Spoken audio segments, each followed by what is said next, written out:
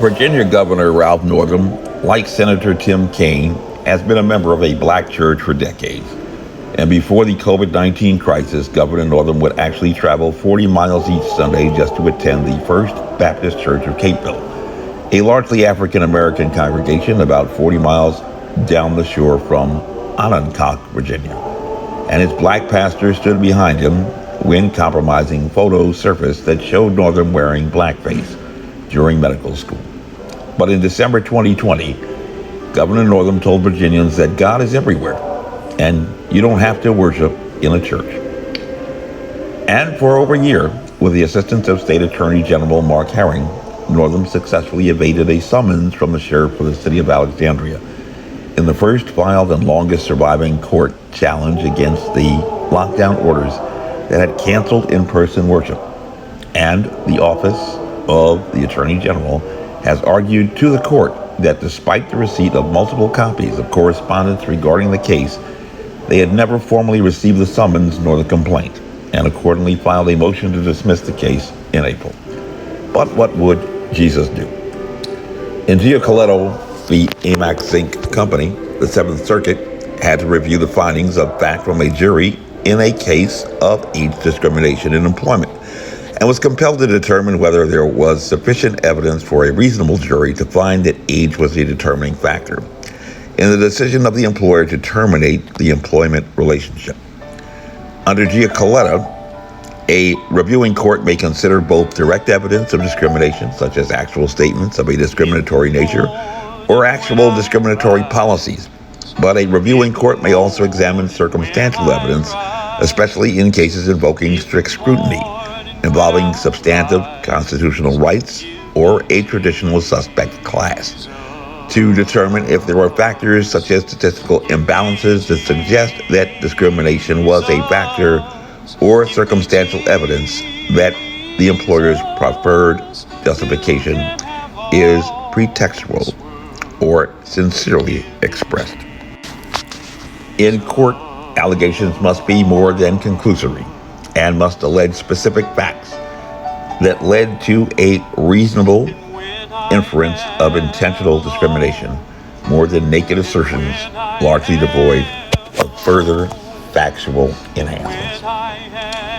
Herring and Northam have argued to the court that they just never received the complaint, and have, under penalty of perjury, told the circuit court for the city of Alexandria that the sheriff, who had been mandated pursuant to a precipice filed with the court upon commencement of the suit, had failed for over a year to perfect service of process upon them.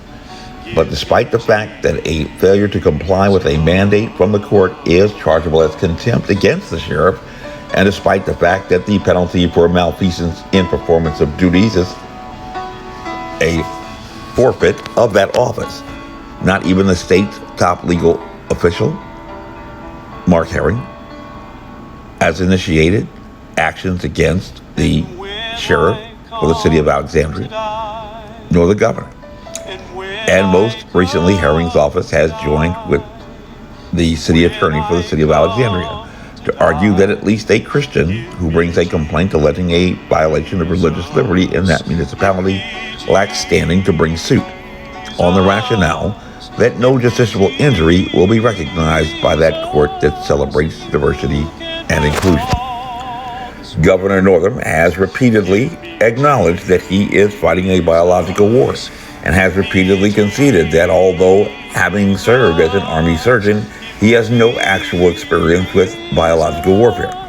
And according to responsive documents produced from a FOIA to the Virginia Department of Health, it has been acknowledged that the governor at no time ever considered the possibility that a novel coronavirus may have been the product of a laboratory, the topic of an intelligence inquiry, or even if the allegedly highly contagious novel coronavirus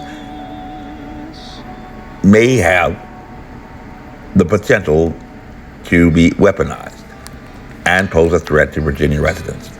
On the other hand, Major Mike Webb is not only the most junior commissioned officer to have ever served as the operations officer for all U.S. Army strategic counterintelligence in the continental United States, but providentially also in that capacity played a key leadership role in launching the precursor to the intelligence organization that ABC News had reported last April was supposed to have alerted the former president in November 2019 about an emerging public health crisis in China.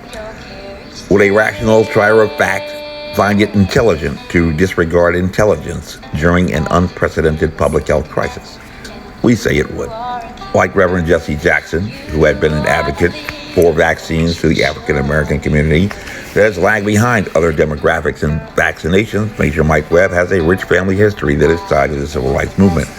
He has 2 family churches on the National Historic Registry. His grandfather was a franchise martyr. He shared a spiritual mentor with Reverend Martin Luther King Jr., and he served as a childhood protege to the legendary civil rights attorney and criminal defense attorney Raymond A. Brown, who had defended Reuben Hurricane Carter. But Webb has had his social media accounts disabled, and not even his candidacy for the Arlington Public School Board has been mentioned in the press. Would a rational trier of fact find circumstantial evidence to support a reasonable inference of discrimination, particularly in a school district with a history of court-ordered desegregation? We say it would.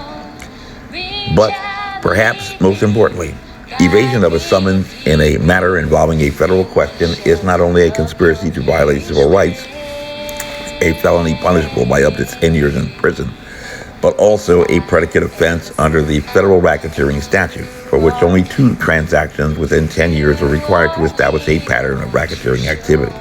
And after evading the Alexandria sheriff in the first litigation challenge brought against the lockdown orders, on June 2nd, 2020, Governor Northam and State Attorney General Herring began to evade the United States Marshal in the first filed and longest surviving litigation against the facial coverings mandates.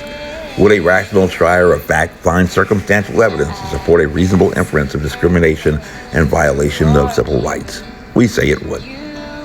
As you were. This briefing is unclassified, and by God, let's keep Mike Webb away from our schools. Honest. Carry on. Reach out and lead me, guide me and keep in the shelter of your care each day. 'Cause I am a seeker and you are a keeper.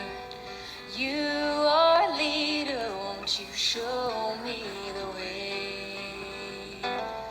You are a leader, won't you show me the way?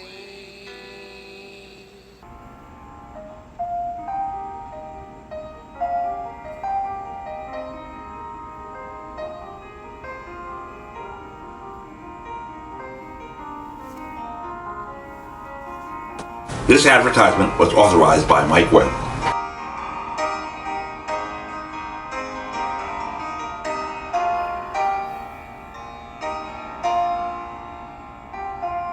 Webb has had plenty of opportunity to figure out how to serve the Commonwealth defendants. Instead, he has accused me of evading service. Simply put, he has not exercised reasonable diligence in serving this case to the Commonwealth defendants. Mr. Webb, I'm afraid it's just far too little, far too late. I think that the service had to be effective within a year. I find that it hasn't been